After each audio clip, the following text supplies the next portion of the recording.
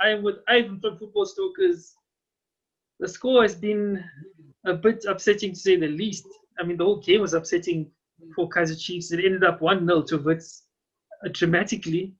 Probably one of the best and worst styles or games of football I've seen for Kaizer Chiefs this season. What do you think, Ivan? I would say this. Look, in terms of effort, I would say it's better than the Sundowns game. Kamabillard seemed like he wanted it. Kamabillard had a better performance today. Much better. Frosler had a better game. Agay had a better game. Moleko had a better game. Sussman had so essentially the whole team had a better game. It's just that it's against Wits, guys. You know, I guess as much as you guys went into this game expecting a win, but it was against a tough opponent. And you know, if we look at, you know, I say it's deja vu, where if you looked at the Man City game where Sterling misses a chance and then they scored against them. PSG misses a chance and they score against them. So it's the classic case of you guys. I counted that one. I thought Nurkovic scored, and probably in his head he scored that goal as well. We all did. He did the unthinkable. He missed. You know you wouldn't expect that of Nurkovic. Never. But he missed it, and immediately after that, Wits scored. You know, it's Look, I can say this. I can say. I can say this that it would, as much as if you're supporting Sundowns and everything, right? But it pains you when you see Middendorp the way he was after the game. You know, where was he going? He was like walking towards. He was walking towards Nazareth Road. Yeah, it was like he went to the other side of the stadium. The thing up the steps. I think it's one of those mesh where, you know, something happens and then you're emotional, and you're trying to gather your thoughts around what just happened. You're trying to calm yourself down because, I mean, immediately after the final whistle, he looked like a guy who is about to cry. He can't believe it. So I think him walking away was him trying to calm himself down, and just, or maybe just, I don't know, be in his moment of sadness or whatever. But it wasn't pretty, man. It looked sad. And I didn't even go on Twitter or anything, but I assumed that probably most Chiefs supporters were very heartbroken. Absolutely. And I mean, I know there's going to be a chunk load of Chiefs fans who are going to call for his head and blame him, but I don't blame him at all for this game. I don't blame him at all. That's why I'm saying with this game, look, obviously with Samir coming back, you guys, that's the way you've been playing the whole season. And you look far more threatening in this game than the Sundowns game. And, even when he was asked, I mean, I can't really fault him because the team set up the way it was. You guys did attack. You had chances. Too many. Like I said, come a billiard. And I think there's a reason why. Normally from the games you guys saw, as soon as after the first half, he would then put in subs. But in this game, he didn't. And I was like, it made sense because all players on the field were performing. Agay was performing. Kamabillard was performing on the transition. He was on. Everything that you guys did today, essentially, I mean, you didn't do anything wrong, and we can't blame the coach's tactics because, I mean, look at that Samir miss, man.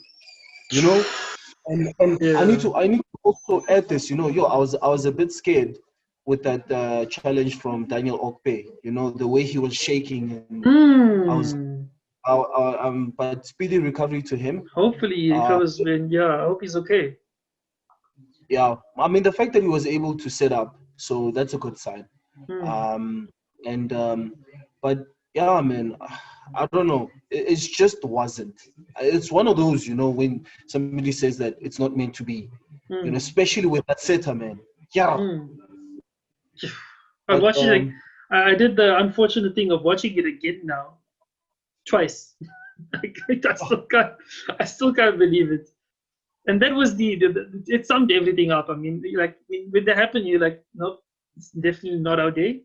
Like there were chances before that from Frostler that went begging. There was a chance from Parker that was, and again, went begging.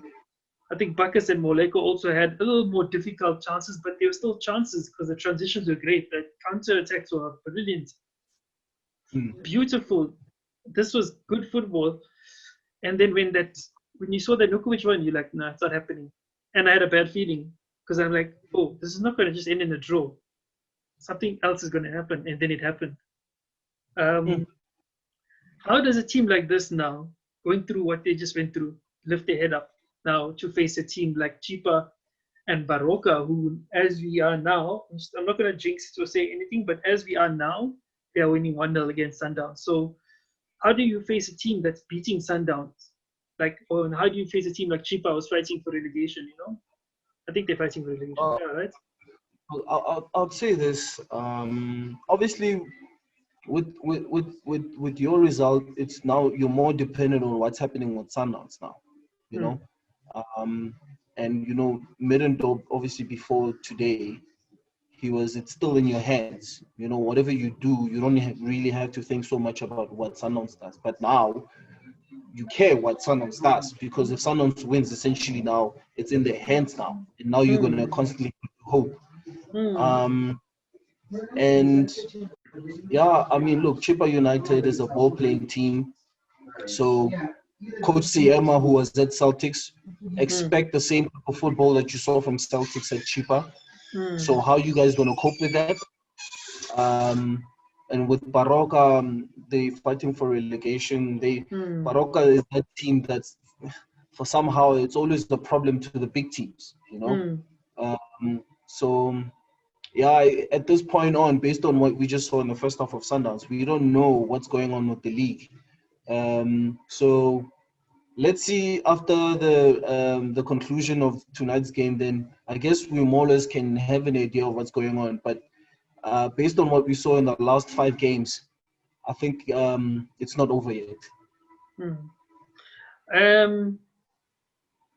Yeah, I mean, the other question I wanted to ask you was, is this over? But now, from what's going on, I can't say that it's over yet for Chiefs. But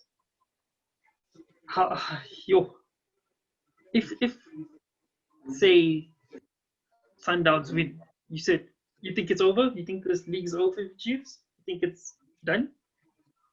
If Sundowns wins, then I'm afraid so. Why?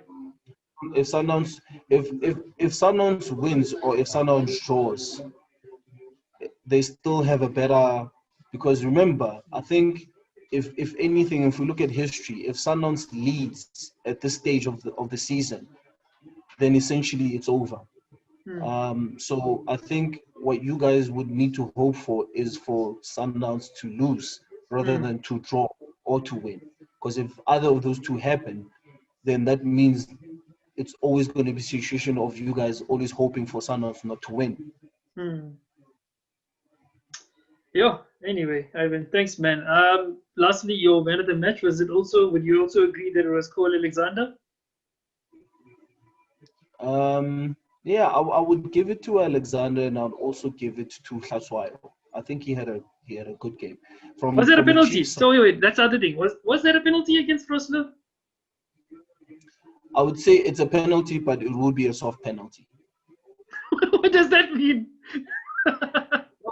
It's like this. I think the problem with officiating it goes with the person. Like for instance, the referee that's officiating the Sundowns game seems to be the referee that wants physicality in the game, whereas other referees, any form of contact, they put a whistle to it. So there was obviously a contact. That's what I'm saying. Look, I would give it a penalty, but I would classify it as a soft penalty.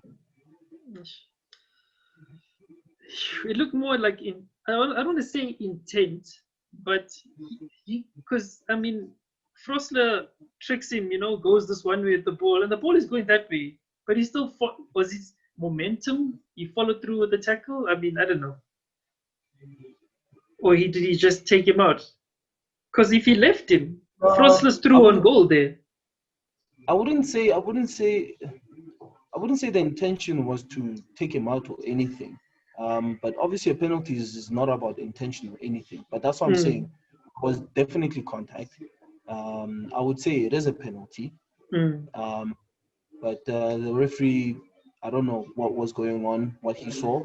He didn't give it. Sure.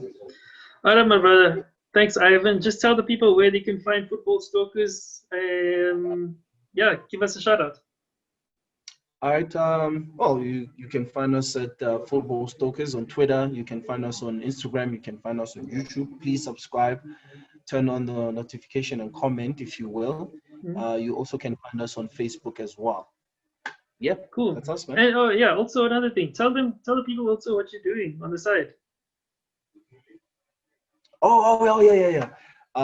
We started a show, Thick Thursday show. So it's us guys. So we basically give a male perspective to social issues that we are facing as a society. So you can check us, Thick Thursday show. You can find us on YouTube and on Facebook. Type us, then you'll find us. Our first episode was on feminism. So interesting conversation. But again, it's a male perspective on social issues. So we hope that people will find it very insightful. Awesome, bro. Thank you. You're watching Amakosi for Live. Don't forget to subscribe to our YouTube channel below. Follow us on Instagram and Twitter at Amakosi for Live, and give us a like on Facebook.